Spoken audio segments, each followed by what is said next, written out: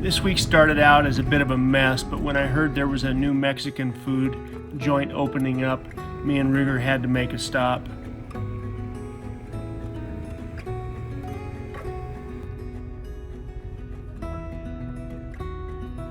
Nothing like a well-made carne asada burrito to start the day. Easy.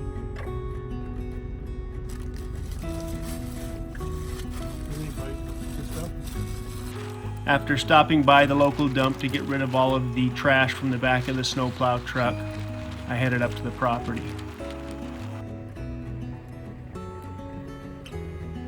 We've already gotten a few inches of snow, and by the end of the week we could get another 15 inches if we're not careful.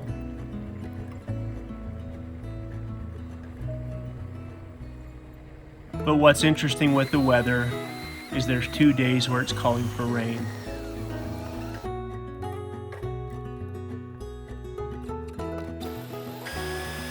A couple of years ago, we had something similar happen, and it turned into a whole bunch of flooding and quite a bit of damage.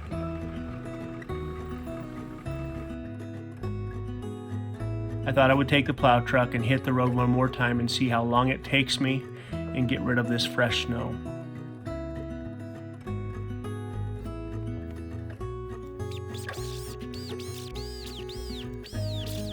It took me longer to get the plow truck cleaned off and get it warmed up than it did for me to plow the road.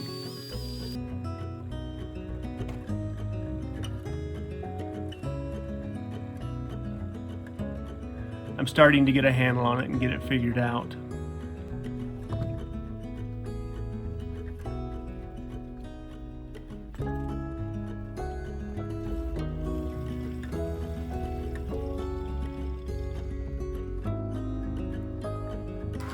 From my place down and back up, it took me about 20 minutes to plow both sides.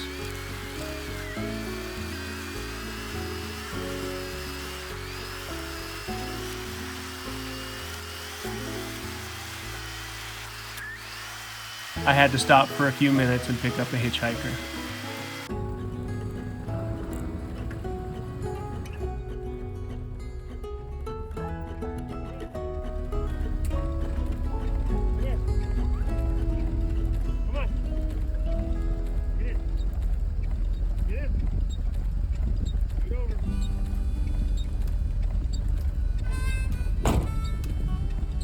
This week I'd planned on working inside for the most part, so I really don't care what happens outside, but I always get nervous when I see rain in the forecast in January.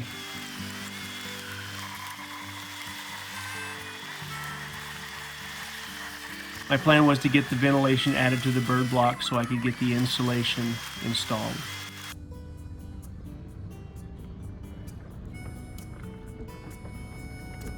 Okay, the term bird block is a reference to getting airflow into your attic, or a vent that is required in almost all applications to have proper airflow in the places that may not be insulated.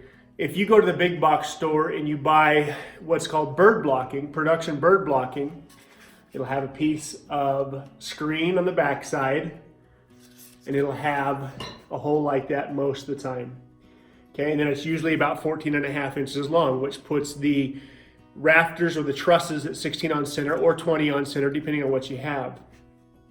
Okay, some of you guys have noticed these bugs that we have on this eastern side. When the sun beats down, it's just a magnet for these box elder bugs. So if on this east side, if I had a bird block like this that has a cavity for, frankly, for anything, I would have wasp nests, I would have these box elder bugs for sure accumulating. Plus, this just doesn't look as good to me as what I'm going to do. So here's my idea, and this is what I'm going to do different. Okay, so what I'm going to do, rather than having that potential cavity in a place for these box elder bugs or for birds, potentially bird block, they're called bird block for a reason, is I'm going to not only use that screen, but I'm going to take a piece of 1.5 ABS, and I got the appropriate size hole saw, and I'm going to try and flush mount something like that. Okay, now there's a little bit of a gap between the wood and the ABS. I'm going to fill that gap with black silicone caulking. Okay, what that does is it's now flush. I'm even going to shoot a couple nails in from the backside, I think, just to kind of make sure it's secure. It's flush, but it's also, in my opinion, better looking. It's going to look better from the outside. I tried to find a hole saw that was a little tighter than this. I couldn't find one. So this is where I'm at. I think I can make it look good this way, but now I have to drill a total of about 120 of these holes. And I have to put this in by code. I have to put the venting, the bird block venting in before I can insulate. Once the bird block is in, the next inspection I have will be my insulation inspection. The inspector is going to walk along the outside on the lower addition rafters, and he's also going to look for it up on the second story. I'm going to put the bird block high up in that upper 2 inches of the 2x12. So 2x12 ceiling, 2x12 rafters is what I have. I'm going to put 10 inches of Roxol insulation, leaving a 2-inch gap. Code says I have to have a 2-inch gap for air movement in there. 2-inch gap. So I'm going to put this hole in that upper 2 inches so that that is directly on that vent. I even made a jig. I made a jig that is wide enough to fit between the rafters, and it gets me up in that upper 2 inches.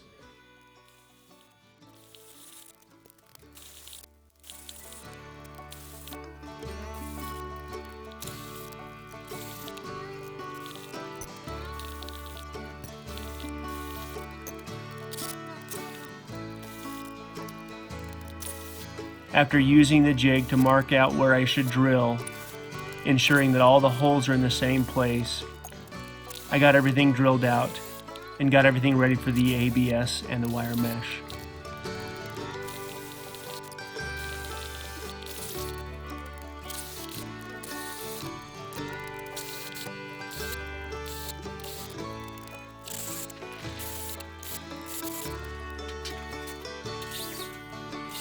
I figured out that about 2.5 inches of pipe got me flush with the front of the siding.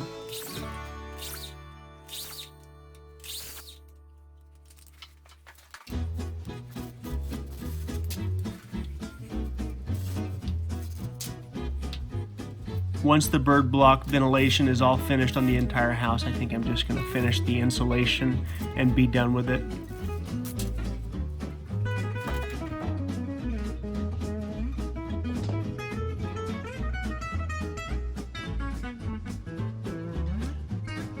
I'll have to fight the insulation a little bit with electrical, but I think it's worth the fight.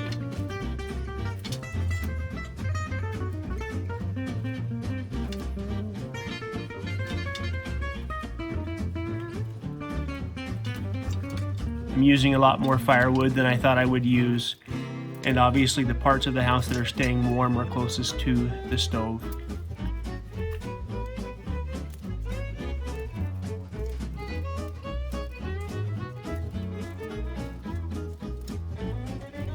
I want to get a feel for just how hard it's going to be to keep it warm with this stove.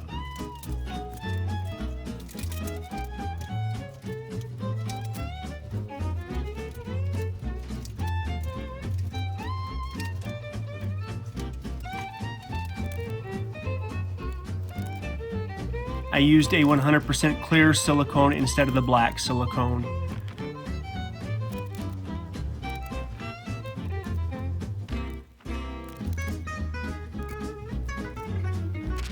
I was afraid the black silicone might stick out a little bit too much.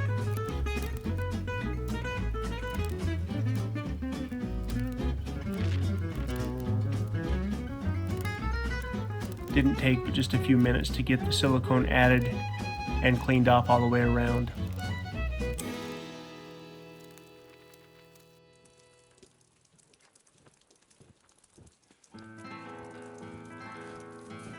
I would venture to say that most people aren't going to look this place over the way that I will.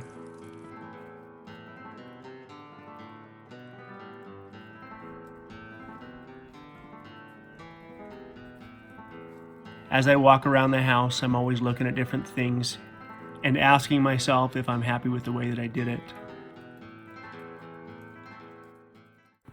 I've got all the bird block finished up. I'm going to get up here tomorrow and get the insulation packed into the ceiling. I was going to start on it today, but I prefer to dress accordingly when I'm working with that Roxol insulation. I like to go and get those painter's head cover things.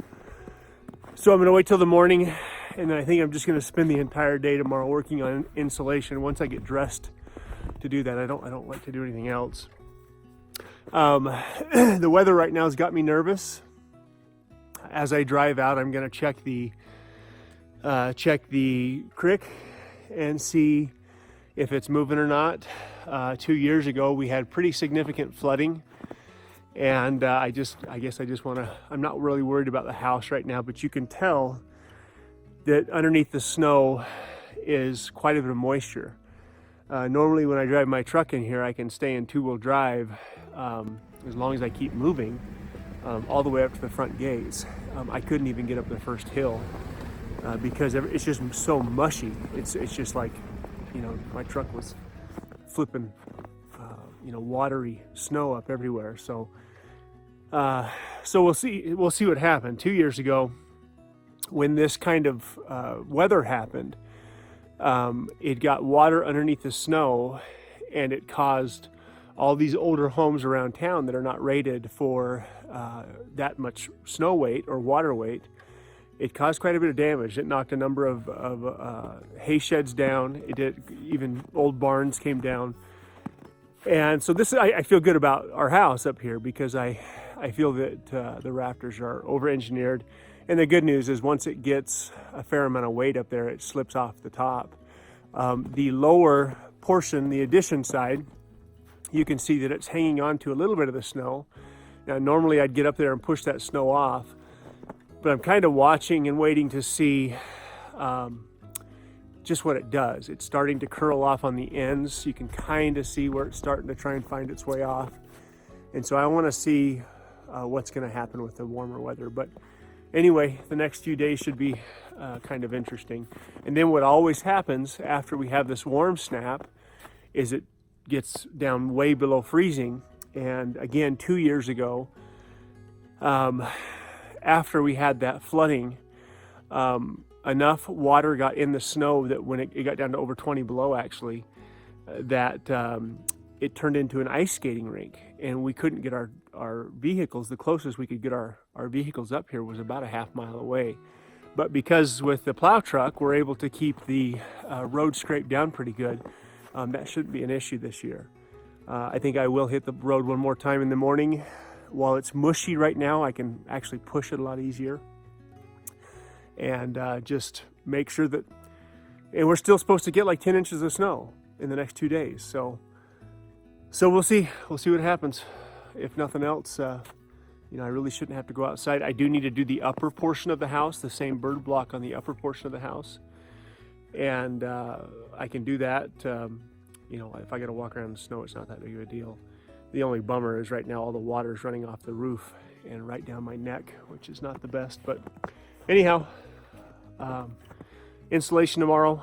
I'd love to get all of the insulation finished. I've got all the bags of insulation upstairs stacked and in place, ready to go. I would love to get all that done and get the upstairs and the downstairs cleaned up. I think that will help put a different energy into what we're doing right now and maybe get a little excitement going again.